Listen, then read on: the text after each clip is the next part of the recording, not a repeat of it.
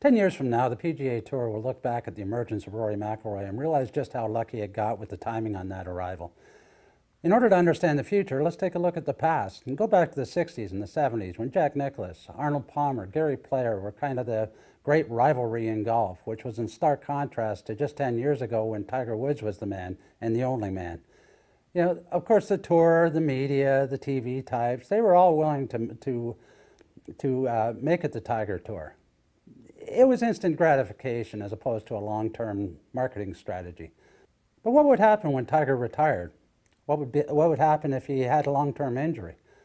Of course, those things all came true when scandal and injuries rocked his world about 3 years ago. And that brings us back to McIlroy's emergence. Now, you might say that that's a lot of pressure to put on a 23-year-old, and you know what? There's a lot of merit to that. However, McIlroy has passed a lot of tests in a short time on tour. You know, last year, for example, at the Masters, after he melted down, a lot of people said it would destroy him. And what did he do? He came back and he won the US Open in convincing fashion. You know, earlier this year, he was struggling out on tour. And he came into the PGA Championship. No one really looked at him as a contender. And all of a sudden, he's winning exactly the same way he did at Congressional a year earlier. And it goes beyond the golf course.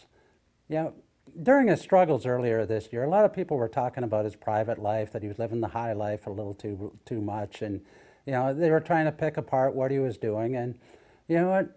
He swam with sharks now. He's been in that fishbowl. He's been with the sharks, and he's survived. So I think that Rory McIlroy has the wheels to carry on from here. And I think it's going to be good for the tour. You know, the main thing is that going into the Tour Championship, let's take a look at him and Tiger and just enjoy the ride. For QMI Agency, I'm Ian Hutchinson.